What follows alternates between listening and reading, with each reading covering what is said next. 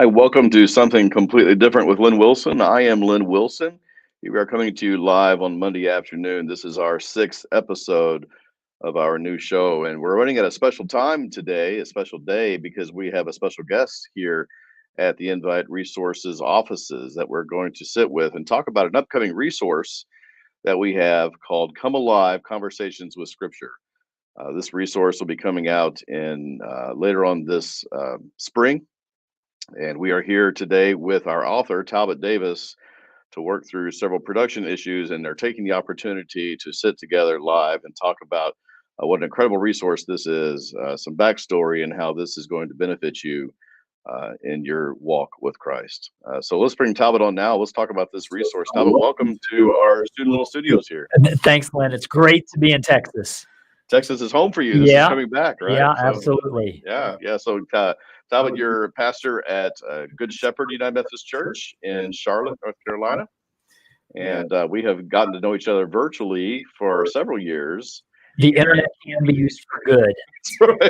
We are evidence Yes. of this. And, Yes. And so we began to talk about turning some things you have been doing for your local congregation into a resource. So talk about the backstory a little bit. Yeah, for years and years as a pastor, when it came to people reading the Bible, I did what a lot of pastors do, and I would try to shake them by the shoulders or point a finger in their face and say, "Read the Bible," and they'd say, "I don't know how," and I'd just say, "Read the Bible." And then a few years ago, I realized the futility of that, and in particular with my own men's life group. There's 8 guys, 12 guys. I love them. And we were at my house one time, pre-COVID, having a life group at my house, sharing dinner, and we agreed we're going to read through the Gospel of Luke. And I was like, well, then I will help you, because I read it a time or two in my life, and I will send you a reading guide or a reading prompt every morning for the next 2 weeks, and we'll see how it goes. Okay. And so for the next 2 weeks, we read through the Gospel of Luke, and I sent out to an email list of about 12 people reading prompts for here's what the story means, here's what's going on, here's some history to help you. And from there, the list has expanded dramatically, as have the numbers of books that we've gone through. And so you've done several of these books now at this point. Over that probably happened in 2017, and in the intervening time, we've done the whole New Testament except for Revelation. I haven't really been able to. I know how to read Revelation. I haven't been able to translate it into prompts very well. Right. But we've done throughout the New Testament, and then a number of Old Testament books as well. And the interesting thing is, Len, that COVID really made the prompts accelerate in terms of their importance. Sure. Because people were physically disconnected, and I wanted to see how we could spiritually connect them. And we began on occasion to promote the prompts during church, whether it was broadcast church or live church. And hey, you can join the reading list, or you can join on Facebook. And today, ironically, today I started Luke again. Full circle. Yeah, full circle. Only now instead of going to 12 guys on an email list, it went out to over 900 people on email, hundreds more connect with it on Facebook. And I know that the product that I put out this morning, compared to what I first sent 5 years ago about Luke, is much more extensive. So let's talk about these prompts for a minute. Yeah. So when you say prompts, you're actually writing 1,000 words, 1,500 words. I don't think it's quite that many, but a lot of words. Yeah, and so you do this on a daily basis, and then just sending it out via email and through your Facebook profile. Yes. To people, and then they're engaging with those, and that's how we first began to talk about this resource as well. My memory is that we were talking about several possibilities for publication. But I told you at the time that I thought the things I was most engaged with was this daily work that you were doing with your congregation. Yeah, so I wanted you to publish one of my sermon series because I'm a preacher, and that's what preachers are. And you said I'm really interested in these daily, what you're doing every day. And turns out some other people had been telling me the same thing. Hey, Talbot, kind of the most valuable or the most impactful thing that you do right now is these reading prompts. Yeah. And and so you talked about their length. and we've talked about this before, but the reading prompts are fundamentally, they are not devotionals. Let's talk about that a little bit. But In the development, you've said these are anti-devotionals. these are devotionals for people who hate Yeah, devotionals. what do you mean by that? Well, I think what I mean and what I've hoped happened, and I didn't have a grand plan. I stumbled my way into this, pastored my way into authoring. Mm. But in my mind, I hope to be able to give people commentary level information communicated in a way that's popular and accessible. So Great. it's not like pulling out a biblical commentary written by a New Testament professor, because I'm not that. Yeah. But I know a little bit of that world, and maybe through the years of pastoring can communicate that world in more popular language. And the reason, so it's not a commentary, but it's not a devotional, because I'm not giving you 2 minutes and a nice thought. Let's tidy it up in a bow. Yeah, I haven't mentioned this to you before, so this is kind of crazy to say it live here together. But the thing that probably reminds me, I think of the most, because it is kind of unique. It's sort of commentary, but not. It's not devotional, but it's consumed like a devotional would be consumed. Right. But the thing that reminds me the most is when I was in college, my part and parcel Bible that kept with me all the time was the NIV Study Bible, that 80s big blue Yes. hard case Bible that's Yes. on to put out, because there's little tiny blurbs all throughout that Yeah. text, which are very accessible commentaries, right? But they weren't kind of the heady, dense seminary commentary Yes. level stuff, but something that everyday folks can engage with. So it's a little more expanded version of that, maybe with a rock and roll or a tennis reference thrown in to keep you on your toes. But yeah, that's what it is. I told somebody they're commendationals. Oh, nice. Okay. Yes, that's good. And so these have what we're doing with Invite then is we're starting with the Gospel of Matthew. Yes. So this will be the title that we release in May or June, depending on what's happening with. I hesitate. I should know this as a publisher, but we have all kinds of printing issues and industry problems right now, so it kind of makes the release date a little wonky. But coming up soon. Yes. And then our goal then is once a quarter to release some of these other works that you're doing. So the next one will be the Pauline letters. Yes, Galatians and Ephesians. Yes, and so we'll be doing that in the fall with the idea then that, and this might lead into what you can talk about in terms of how people perceive the Bible and how they read the Bible. Yes. Because they're meant to be read slower than people might think that they're supposed to read Scripture, right? So people sometimes have a perception that they're supposed to speed their way through Scripture several chapters a day or something. And we're releasing this with the idea that, hey, 3 months just on Matthew, right? And then 3 months on Galatians and Ephesians. So what's up with going slower? Yeah, the Matthew is 90 days. The journey through Matthew is going to take 90 days, and so there's small morsels every day. We want to give you time to savor the nourishment that comes from appreciating what a literary genius Matthew is. Yes. And how God, I love this about God, that God didn't dictate the Bible, God breathed the Bible. And when he breathed the Bible, he used the personalities and eccentricities and artistic skill of the different authors. And Matthew's right up at the top of the list in terms of artistic skill. And so I want readers to love the way that Matthew depicts Jesus so that they can adore Jesus himself. That's great. And that doesn't happen when I got to read 4 chapters today. It just doesn't. Right. It happens when you take a small morsel, and it's portion control, and it helps you savor it. Yes. Yeah. To point through Scripture, ultimately, right, as our theology dictates to Jesus as the ultimate goal here, right? So even the title is, we say, "Come Alive," a reference. It's kind of a double entendre right there, right? So there's kind of a resurrection reference and a reference to what Scripture does in us, right? What the Spirit's presence does, and then also conversations with Scripture. Yes. But that doesn't mean conversations just with the text. It means conversations with God using Scripture, right? So there's a difference there. And conversations with the millions of people who've been conversing about Scripture before you ever arrived on earth. Yes, so we don't do that conversation in isolation. Yeah.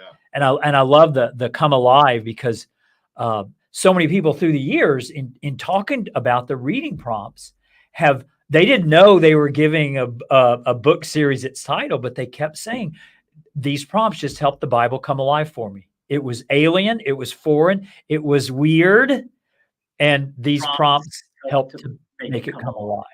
So talk about that. So you have folks from the church, folks from other places. In fact, you're going to meet someone here locally in Dallas that's been engaged with them. You told me. Yes.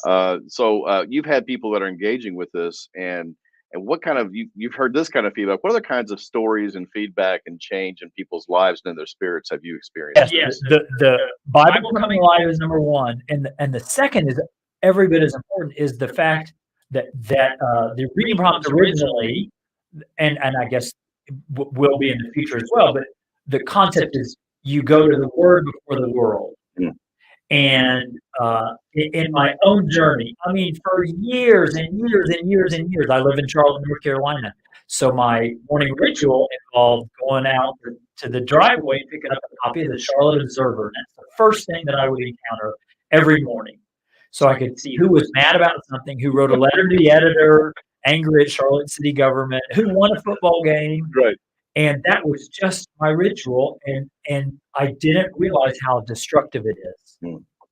Mm. And you amplify the destructiveness when instead of the physical newspaper, it is your digital device.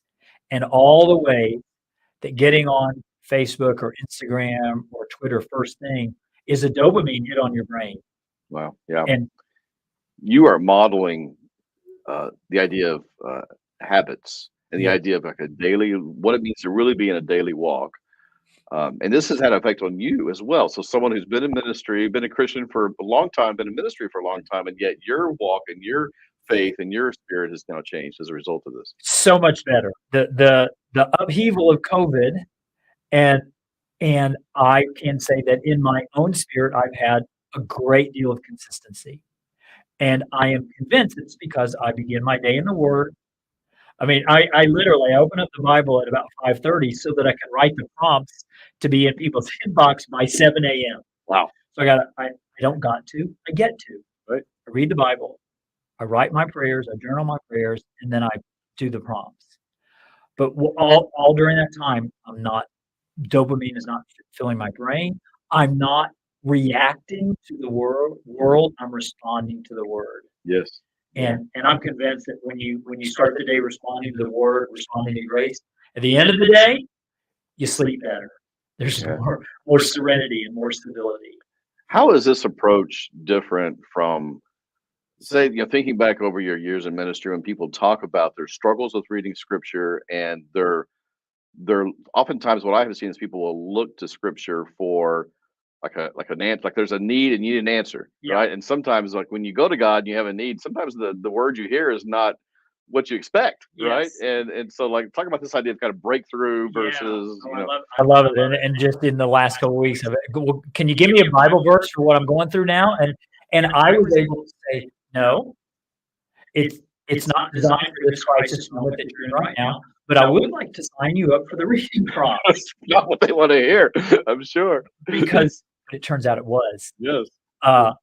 And because you're wanting breakthrough, I'm wanting to start you on a process. And what you develop in the calm is what will sustain you in the storm. And even if you're in a storm, to start with the calm. Yeah, Yeah. absolutely. Yeah. One of my favorite stories involves the worst prayer in the Bible, which is when Elijah, who expects to be carried off the field on the shoulders of his fans after what happens with the prophets of Baal, and instead Jezebel puts out a bounty on his head, and he's so depressed by it, he says, it's a death prayer, the worst prayer in the Bible. Right. Don't let me wake up. Yes. And then he wakes up. And he's disappointed. There's a messenger there who has breakfast for him. Elijah's lying down in bed. And that's why the Bible's authors are geniuses. Subtle details make all the difference. And the messenger says, get up and eat. And Elijah wants breakfast in bed. Yeah. And so bring it to me. And the messenger repeats, get up and eat. And it's just so clear what the Lord is trying to communicate, that God won't do for you what he needs to do with you. Elijah had to own his own healing. And in the same way, breakthrough's not really coming until you're part of the process. Yes. And Yes. the Bible's not about opening it up and hoping you find the magic verse for the day. Yes. It is about that daily privilege of this process of reading through the Word. One of the reasons I Told you told that I'm excited to publish this is my own children. I've got Yeah. 4 teenagers. Oldest is now 20, so I guess I can't call her a teenager anymore. Youngest is 13. And as they're discovering their own walk and beginning to ask questions, they're going through some of the same questions that many of us have gone through and ask. And one of these questions is kind of like this: I have a problem. I need to solve it. I'm praying to solve this problem. Help me. Versus what you're describing, which is this kind of daily experience. And I went through this in my own life at one point too, where I was desperate for an answer, and I prayed and prayed and prayed, and the words I heard, seek first. I heard seek first, and that's all I heard was seek first. I was so frustrated. I was like, God, this is like I got a problem. You got to help me here. So it's the same thing you're talking about. That's what I'm hearing. It's like starting with this daily experience and walking, which is such an old metaphor, but so deep and so rich, isn't it? Just the idea of walking every day. Yeah, seek first the kingdom and His righteousness, and then all these things will be added unto you. Yes. What we do is we seek first all the things we wanted added unto us, That's right.